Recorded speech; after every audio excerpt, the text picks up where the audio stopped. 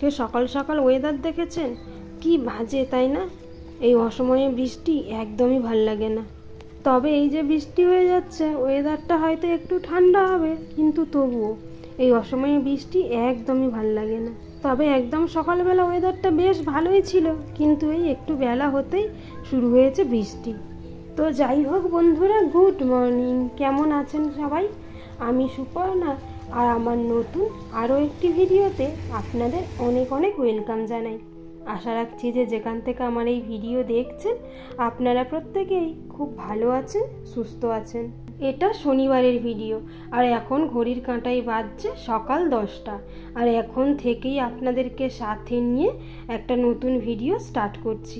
তো ভিডিওটা দেখতে থাকুন, আশা রাখছি ভিডিওটা দেখতে আপনাদের ভালো লাগবে। সকালবেলাকার কাজকর্ম মোটামুটি শেষ, সকালের খাবারও আমাদের খাওয়া হয়ে গেছে। তারপরে এই যে আবার চলে এসেছি রান্নাঘরে। তো এখন যদিও রান্না করব না, কিন্তু এই যে চালটা ধুয়ে একটু ভিজিয়ে রেখে দেবো, সেই জন্যই চলে এসেছি রান্নাঘরে। আর আজকে দুপুরে আমার আর রিমির মতো রান্না করব। আর একবেলার জন্যই করব, তো সেই জন্যই অল্প একটু চাল নিয়েছি, ওই চালেই দুজনের আজকে হয়ে যাবে। তো যাই হোক, তারপরে চলে এসেছি বড় ঘরে। ঘরের অবস্থা দেখেছেন, একদম খারাপ হয়ে আছে। তো সকাল থেকে কিছুই সেইভাবে গুছানো হয়নি।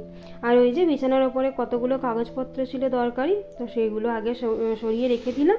তারপরে এই যে অল্প যা ক্লিনিং ডাস্টিংয়ের কাজ আছে এগুলোকে করে নিই। প্রায় প্রত্যেক দিনই একটু একটু করে মুছে নিই চারিদিকটা, জানেন। তবুও ওই যে কোথা থেকে যে এত ধুলো আসে, যেদিকেই তাকাই সেদিকেই যেন ধুলো জমে রয়েছে। তো যাই হোক, ওইদিকে দরজা জানালাগুলোকে একটুকুনি মুছে নিয়ে তারপরে এই যে এখানে যা অল্প জিনিসপত্র আছে এগুলোকেও মুছে নেব। আর আজকে না বেড কাভারটাও একটু চেঞ্জ করে দেবো ভাবছি, জানেন। তো অনেক দিন হলো বেড কাভারটা এই ঘরে চেঞ্জ করা হয়। তো ওই যে বেড কাভারটা বিছানা ছিল ওটাকে তুলে দিয়ে আবার একটা কাঁচা ধোয়া বেড কাভার পাতিয়ে দিলাম। আর ওই যে এদিকে বালিশের কভারগুলোও চেঞ্জ করে নিচ্ছি। আর আমি এটাই করি, জানেন, যেদিনে করে বেড কভার চেঞ্জ করি সেদিনে করে একেবারে বালিশের কভারগুলোকেও চেঞ্জ করে নিই। এতে দেখতেও ভালো হয় আর ঘরটাও একটু নতুন নতুন লাগে, বলুন। তো যাই হোক, এইদিকে বালিশের কভারগুলো চেঞ্জ করে নিয়েছি।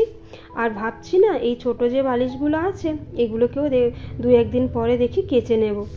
ওগুলোও একটু নোংরা নোংরা হয়েছে, তবে আজকে তো বৃষ্টি হচ্ছে, আজকে আর হবে না, একটু ওয়েদারটা ঠিক হলেই ওগুলো কেচে দেব।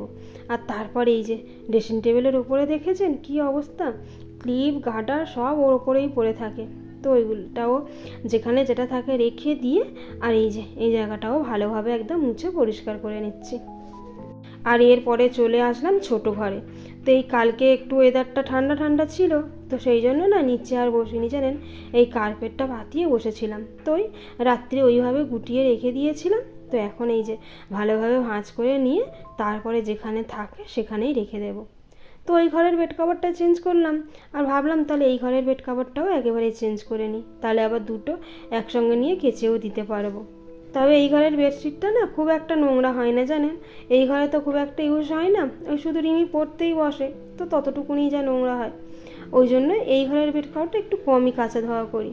তো তারপরে এই যে বই টইগুলোও একটু গুছিয়ে নিয়ে আর এখানেও একটু ভালো করে মুছে নিলাম। আর ফ্রিজটাও এবার একটু পরিষ্কার করে নিচ্ছি। ওই আর কি, যেদিনে মনে হয় আজকের পুরো ঘর বাড়ি পরিষ্কার করব, সেই দিনে একদম সব জায়গাটা পরিষ্কার করে ফেলি। তো যাই হোক, এরপর চলে আসলাম ডাইনিং রুমে। এসে সোফার বালিশ টালিশগুলো সরিয়ে দিয়ে কভারটাও একটু ঝেড়ে নিলাম, জানেন। তারপরে আবার একটু ভালো করে কভারটাকে পাতিয়ে দিয়ে আর এই যে এখানে যে ওয়াল শোপিসগুলো আছে ওগুলোকেও একটু মুছে নিলাম। তারপরে এই যে আর এই যে এই গাছের পাতাগুলোকে দেখলেই না বোঝা যায় যে সারাদিনে ঘরে কত ধুলোবালি উঠছে। 2-3 দিন অন্তর তাই এই পাতাগুলোকেও না একটু কাপড় দিয়ে মুছে পরিষ্কার করে দিই। প্রত্যেক দিন তো জল দিয়ে ধোয়া সম্ভব হয় না, বা জল দিয়ে ধুলে হয়তো প্রত্যেক দিন আবার গাছটা মরেও যেতে পারে। তো সেই জন্য এরকম কাপড় দিয়ে দিয়ে পাতাগুলোকে একটু মুছে নিই। এই হালকাভাবে মুছে নিলে পাতাগুলো বেশ পরিষ্কার হয়ে যায়, জানেন। আর আজকে ওই একটু গুঁড়ো গুঁড়ো বৃষ্টি পড়ছে, তো কারেন্টটাও তাই সমানে যাচ্ছে আর আসছে, জানেন। ওই একটু চলে যাচ্ছে আবার আসছে। তো এই জন্যই না মাঝে মাঝে দেখবেন ভিডিওটা একটু অন্ধকারও হয়ে যাচ্ছে, আপনারা হয়তো সেটা খেয়াল করে থাকবেন। তো এই যে পুরো ঘর মোটামুটি পরিষ্কার করা হয়ে গেছে। তো এই একটু ঝাড়াঝুড়ি করলাম, তো তাই জন্য ভাবলাম যে ঘরটা একটু ঝাড়ু দিয়ে নিই। তো সকালবেলায় ঘরটা আজকে মুছে নিয়েছিলাম, জানেন। তো এই এখন আবার সব জায়গাটা পরিষ্কার করতে গিয়ে মেঝেটা বেশ ধুলো ধুলো হয়ে গেছে। তো ওই জন্যই আর মুছবো না, এখন ওই ঝাড়ু দিয়ে ঝাড় দিয়ে নিলাম চারিদিকটা। আর এই যে এখন দেখুন এই যে ছোট ঘর, ডাইনিং, বড় ঘর সব একদম পরিষ্কার পরিচ্ছন্ন লাগছে। যদি সারাক্ষণ এইরকম বাড়িঘর পরিষ্কার পরিচ্ছন্ন লাগে তাহলে দেখতেও বেশ ভালো লাগে বলুন। আর দেখবেন এইরকম পরিষ্কার পরিচ্ছন্ন থাকলে অন্যান্য সব কাজ করতেও ভাল লাগে। তো চলুন এবার যেতে হবে রান্নাঘরে। বাড়িঘর সব পরিষ্কার করা হয়ে গেছে, এবার ঝটপট করে রান্নাটা করে নিতে হবে। তো তখন তো চালটা ভিজিয়েই গেছিলাম, তো এবার এই যে জলটা বসিয়ে দিলাম। জলটা একটু ফুটলে তারপর চালটা দিয়ে দেব। আর এইদিকে কুকার দেখছেন, মাঝে একবার এসে কুকারে একটু আলুটা সেদ্ধ করে নিয়েছি। আর ওয়েদার খারাপের জন্য রিমি তো আজকে স্কুলেও যায়নি, আর আজকে শনিবার নিরামিষ রান্নাবান্নাও হবে। তো ভাবলাম ওকে আর কী দেবো, তো এই যে একটু ফ্রাইড রাইস আর আলু কষা করে দিই। তো সেই জন্যই আর কি চালটা একটু ভিজিয়ে রেখে গেছিলাম। চালটা দেখবেন একটু ভিজানো থাকলে ভাতটা বেশ ভালো হয়। তো এই যে এদিকে জল গরম হয়ে যেতে জলের মধ্যে তেজপাতা আর গোটা গরম মশলা একটু দিয়ে দিয়েছিলাম, তারপরে চালটা দিয়ে দিয়েছি। তো এদিকে যত তরকারিটা নিরামিষভাবেই করব, তো প্রথমে ভেবেছিলাম একটু গিয়ে পনির নিয়ে আসি, কিন্তু তারপরে এই বৃষ্টি হচ্ছে আর বাইরে বেরোতে ইচ্ছা করছিল না। তো ভাবলাম তাহলে একটু আলুর তরকারিই করে নিই। তবে রিমি তো খুব একটা ঝাল খাবে না, ওই একদম অল্প ঝাল দিয়ে একটু মিষ্টি মিষ্টি করেই তরকারিটা করে নেবে।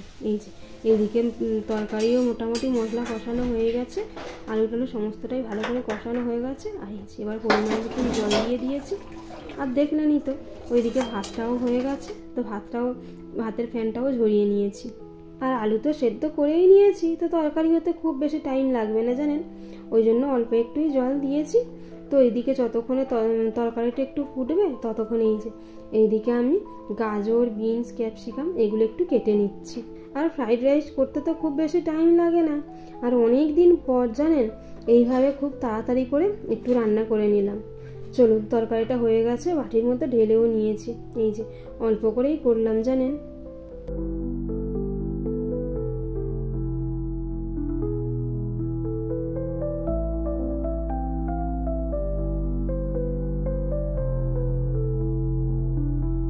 চলুন এবার ভাতটা করে নিলেই হয়ে যাবে, মানে ভাতটা তো হয়েই গেছে।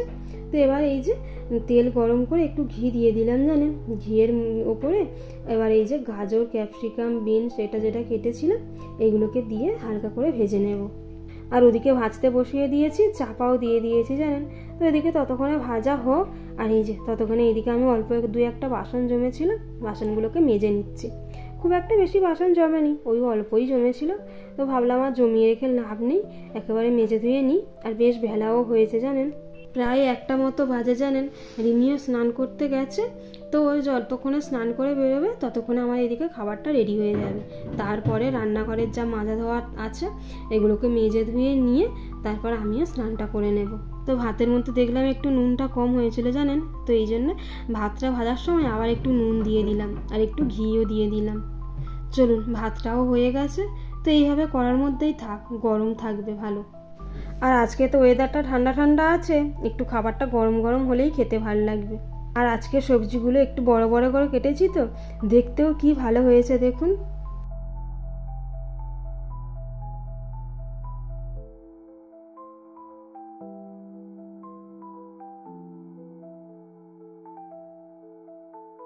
আর ওই যে যেমনটা বললাম, রান্নাবান্না হয়ে গেলে রান্নাঘরের ওই যা মাজা ধোয়া টুকিটাকি পরিষ্কার পরিচ্ছন্নের কাজ আছে এগুলোকে করে নিয়ে তারপরে যাব স্নান করতে।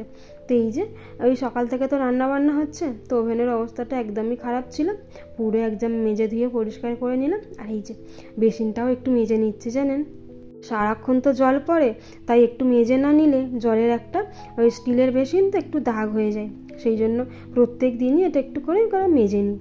তো যাই হোক এই যে রান্নাঘর করে ফেলেছি একদম পরিষ্কার পরিচ্ছন্ন।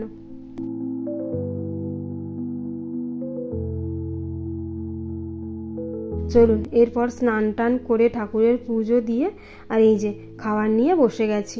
তো এই যে আলু কষা, ফ্রাইড রাইস আর একটু স্যালাডের জন্য একটু শসা লঙ্কা নিয়ে নিয়েছিলাম। তরকারিটা না খেতে বেশ ভালো হয়েছিল জানেন। তো যাই হোক এরপর না আপনাদের সঙ্গে দেখা হচ্ছে অনেক পরে।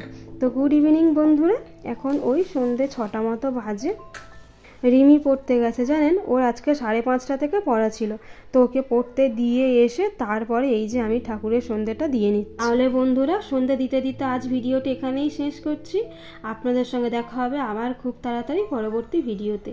ততক্ষণ পর্যন্ত আপনারা ভালো থাকবেন, সুস্থ থাকবেন আর সাবধানে থাকবেন। আর ভিডিওটি কেমন লাগলো কমেন্টের মাধ্যমে আমাকে জানাবেন। যদি ভালো লেগে থাকে তাহলে একটা লাইক করবেন, আর আমার চ্যানেলে যদি নতুন হয়ে থাকেন তাহলে চ্যানেলটিকে সাবস্ক্রাইব করে পাশে থাকতে পারেন। ভালো থাকবেন, সুস্থ থাকবেন, সাবধানে থাকবেন। দেখা হবে খুব তাড়াতাড়ি পরবর্তী ভিডিওতে। ততক্ষণের জন্য টাটা।